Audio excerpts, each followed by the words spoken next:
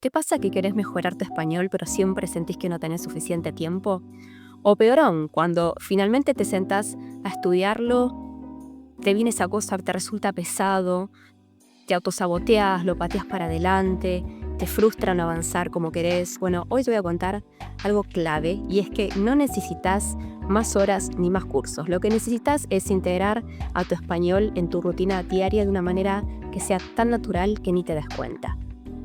Este contenido está pensado especialmente para vos que querés crecer como emprendedor, moverte por el mundo con libertad y seguir creciendo en el uso del español sin que te signifique una carga extra en el día a día. Así que quédate que te cuento más.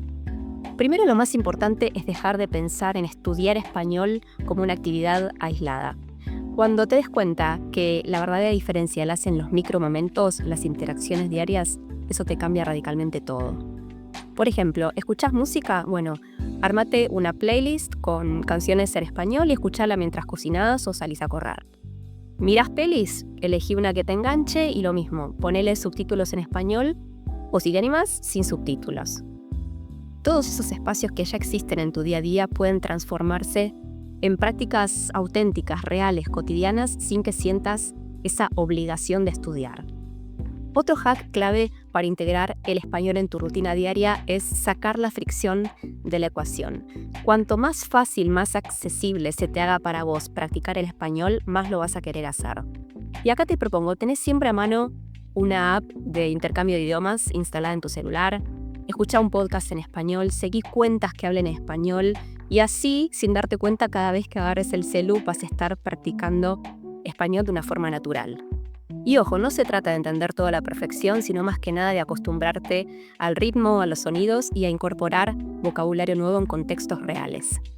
Yo esto personalmente lo llevo un pasito más allá y lo que hago es prestar bastante atención al contenido y anotar las palabras que no sé, que me gustaría incorporar en mi vocabulario. Entonces ahí mismo ya las googleo y las anoto en mi lista de vocabulario, siempre en contexto real y no aisladas, porque esto es lo que me va a ayudar a mí a entenderlas y a cómo se aplican en la práctica. Y un tercer hack para llevar tu español al próximo nivel y que para mí es el más poderoso es utilizar tu propio negocio como excusa para practicar. ¿Tenés que escribir un post para tu negocio? Bueno, probá a hacerlo en español. ¿Tenés, por ejemplo, una reunión o un café virtual con alguien que también habla el idioma? Proponele hablar en ese idioma. ¿Tenés que hacer la planificación de tu próximo proyecto? Bueno, anda a tu software de gestión de proyectos favorito y lista las tareas, las descripciones y los lineamientos en español. ¿Te gustaría tener un grupo de emprendedores online? Bueno, súmate a un mastermind de emprendedores en español, ¿por qué no? Y contame si te entusiasma esta idea porque vengo pensando en armar algo así a futuro.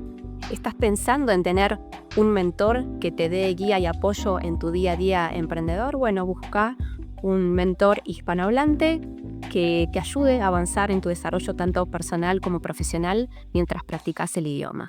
Y así vas a estar conectando la práctica del español con tu identidad como emprendedor y todo esto lo que va a hacer es no solo tu aprendizaje más significativo, sino también que va a potenciar tu red multicultural y esto es clave para cualquier emprendedor lifestyle. Y por último, deja de buscar la perfección. Lo que te va a llevar al próximo nivel es la constancia. En vez de frustrarte poniéndote horas y horas de estudios, de ejercicios de gramática, cuando en realidad no encajan con tu rutina diaria, prioriza la constancia. ¿En qué sentido? Con al menos 15 minutos de práctica diaria ya vas a lograr una mejora significativa y esto tiene un montón de beneficios porque termina siendo más orgánico a tu día a día y además es más sostenible en el largo plazo. Así que ya sabes, integrar el español en tu rutina es la clave y no necesitas hacer grandes cambios, sino pequeños ajustes con intención. Y si lo puedes potenciar con inmersión total, muchísimo mejor. Te dejo acá un link en la descripción por si quieres profundizar en este tema. Si este contenido te resonó, te invito a que me sigas o que lo compartas con otros emprendedores que estén en este mismo camino. Y también, si querés, déjame algún comentario contándome cuál de estos hacks te gustaría implementar primero o si tenés algún otro para sumar. Nos vemos la próxima.